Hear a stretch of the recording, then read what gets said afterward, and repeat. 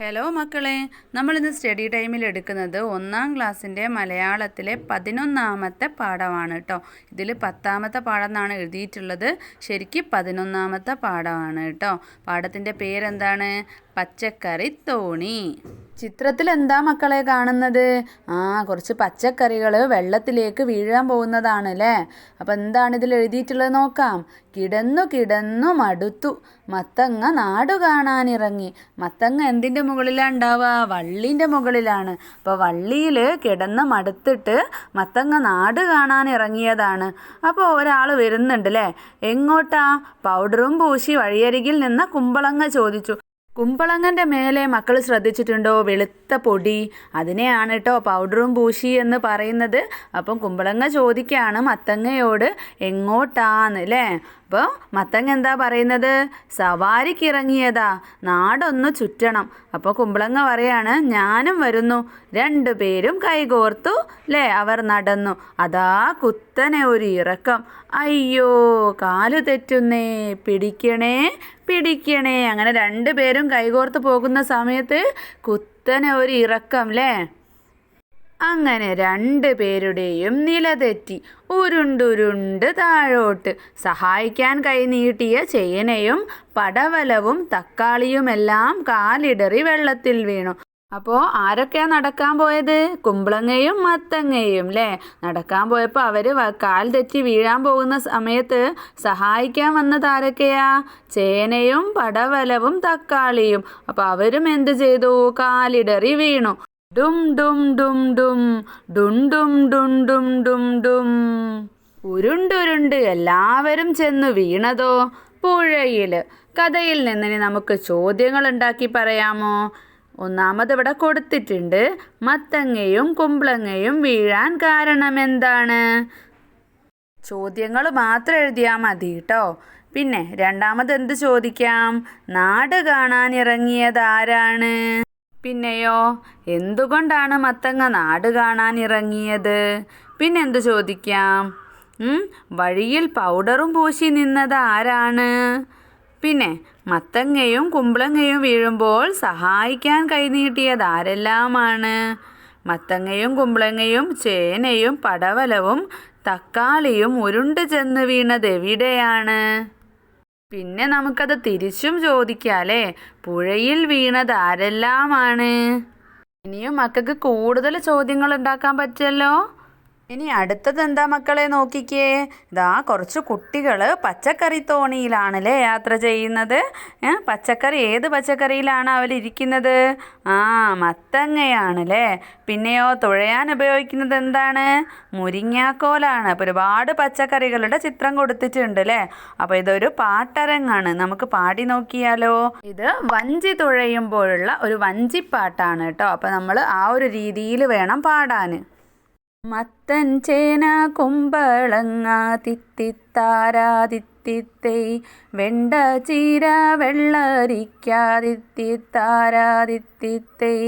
മത്തൻ ചേന കുമ്പളങ്ങ വെണ്ട ചീര വെള്ളരിക്ക, നേന്ത്രക്കായ പടവലം മുരിങ്ങക്കായ. ഓ ദിത്തിത്താരാ ദിത്തിത്തൈ ദിത്തൈ തകതെയ്തോം. വെളുത്തുള്ളി ചുവന്നുള്ളി കറിവേപ്പും മല്ലിച്ചപ്പും ഇഞ്ചി പച്ചമുളകുകൾ നിരന്നു നിന്നു. പച്ചക്കറി തോണിയേറി പച്ചക്കറി തുഴയേന്തി, പച്ചക്കറി പാട്ടും പാടി വരുന്നു ഞങ്ങൾ. ഓ ദിത്തിത്താരാ ദിത്തിത്തൈ ദിത്തൈ തകതെയ്തോം.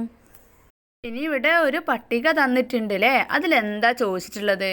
പാട്ടിലുള്ള പച്ചക്കറികളും നമുക്കറിയാവുന്ന മറ്റ് പച്ചക്കറികളും എഴുതാനൊരു ബോക്സ് തന്നിട്ടുണ്ട്. അപ്പോൾ ആദ്യം നമുക്ക് പാട്ടിലുള്ള പച്ചക്കറികൾ എഴുതിയാലോ.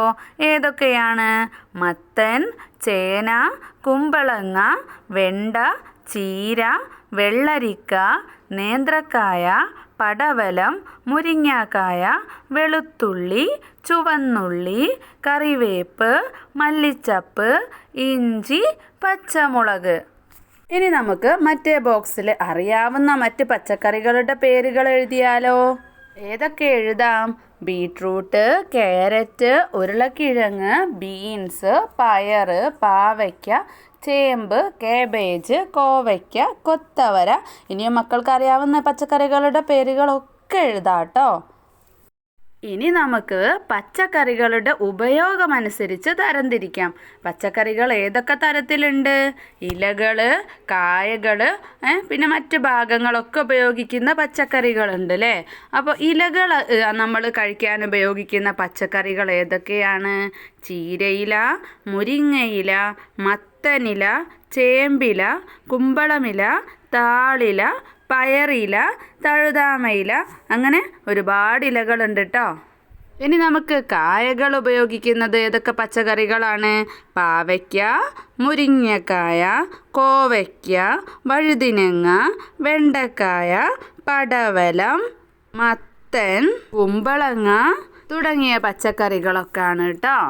ഇനി ഇലകളും കായകളും ഒന്നല്ലാതെ നമ്മൾ കഴിക്കാൻ വേണ്ടി ഉപയോഗിക്കുന്ന ഏതൊക്കെ ഭക്ഷണങ്ങൾ പച്ചക്കറികളാണുള്ളത്? വാഴക്കൂമ്പ്, വാഴപ്പിണ്ടി, മുരിങ്ങപ്പൂവ്, ചേമ്പിൻ താള് അല്ലേ? ഇനി അടുത്തത് എന്താ മക്കളെ? കടങ്കഥകൾ തന്നിട്ടുണ്ട് കേട്ടോ. പച്ചക്കറികളുമായിട്ട് ബന്ധപ്പെട്ട കടങ്കഥകളാണുള്ളത്. ഒന്നാമത്തേത് എന്താണ്? അടിപാറ, നടുവടി, തലക്കാട്. അത് വേറെ രീതിയിൽ നമ്മൾ പറയാറുണ്ട് അല്ലേ? അടിപാറ, നടുവടി, മീതെ കുട എന്നും പറയാറുണ്ട്.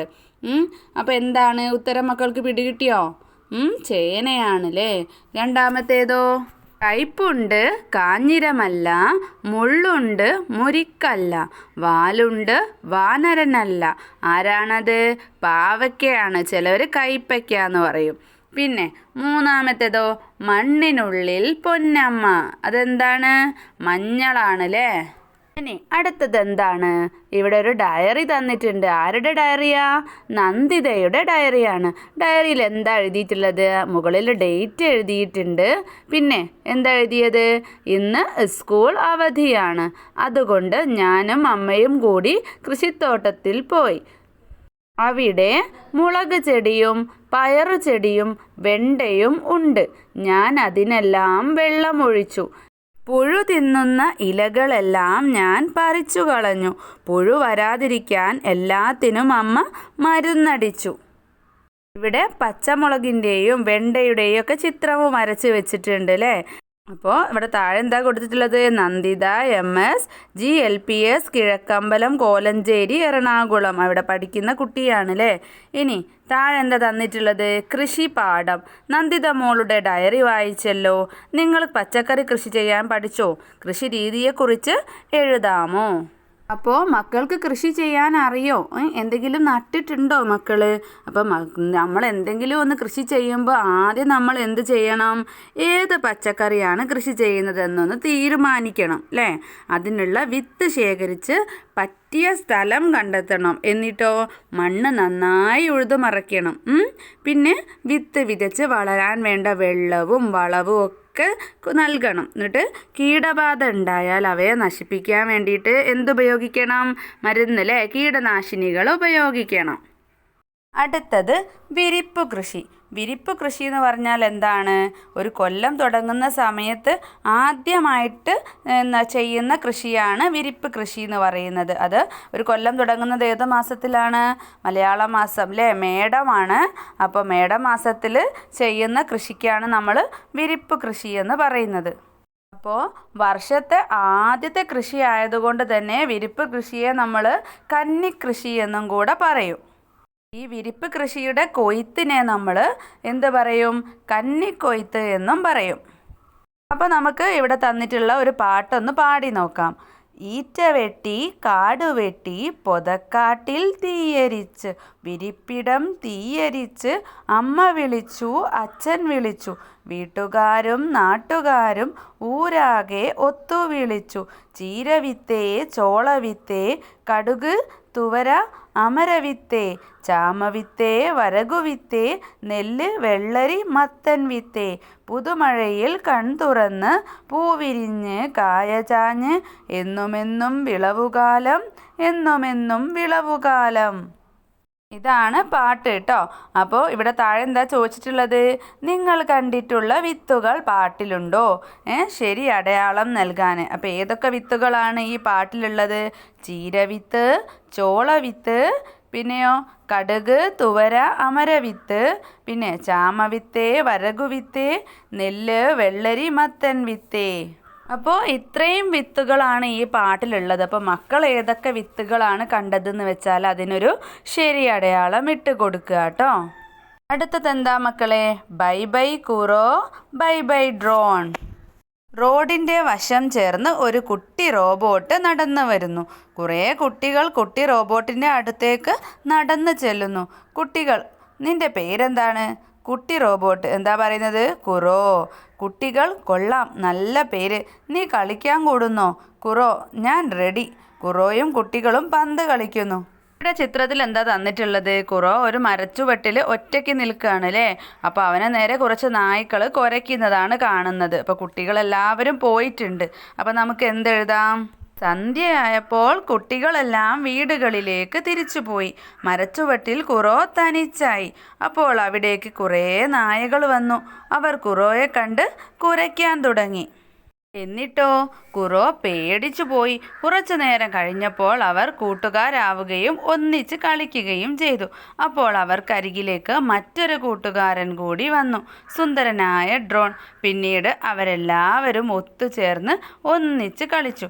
കളി കഴിഞ്ഞ് വിശ്രമിക്കുമ്പോഴാണ് നിരന്ന് തരിശായി കിടക്കുന്ന കൃഷിപ്പാടം കുറോയുടെ ശ്രദ്ധയിൽപ്പെട്ടത്. ഇത് കണ്ട കുറോ, നമുക്കിവിടെ കൃഷി ചെയ്താലോ എന്ന് എല്ലാവരോടും ചോദിച്ചു. ഇത് കേട്ട് എല്ലാവരും അമ്പരപ്പോടെ കുറോയെ നോക്കി. കുറോ, നിങ്ങൾ പേടിക്കേണ്ട, എനിക്ക് കൃഷി ചെയ്യാൻ അറിയാം, നിങ്ങൾ എന്നെ സഹായിച്ചാൽ മതി. അപ്പോൾ ഡ്രോൺ പറയാണ്, കൃഷി ചെയ്യാൻ വിത്ത് വേണ്ടേ? അപ്പോൾ നായ എന്താ പറയുന്നത്? എൻ്റെ വീട്ടിൽ ധാരാളം നെല്ലുണ്ട്.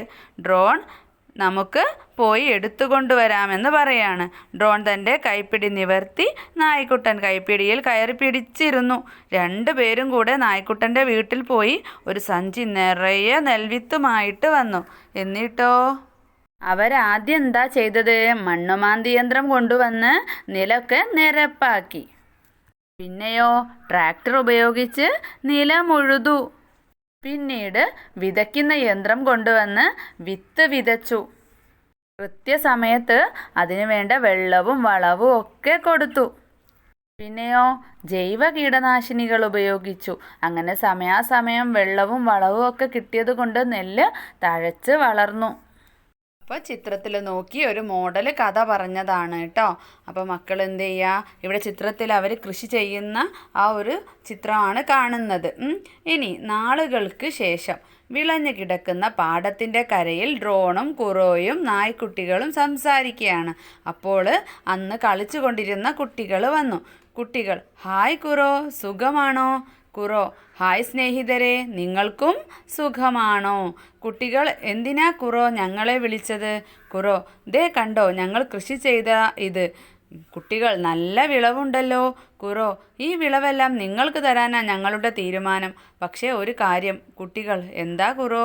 ഡ്രോൺ, വിളവ് എല്ലാവരും തുല്യമായി ഭാഗിച്ചെടുക്കണം. കുറോ, ഈ നായകൾക്ക് എന്നും ഭക്ഷണം കൊടുക്കണം. കുട്ടികൾ, സമ്മതം. കുറോ, ബൈ ബൈ. നായകൾ, ബൈ ബൈ കുറോ, ബൈ ബൈ ഡ്രോൺ. അടുത്തതെന്താ? ഡ്രോണിനൊരു കത്താണ്. പ്രിയപ്പെട്ട ഡ്രോൺ, എന്തൊക്കെയുണ്ട് വിശേഷങ്ങൾ? ഡ്രോണിന് സുഖമാണെന്ന് വിശ്വസിക്കുന്നു.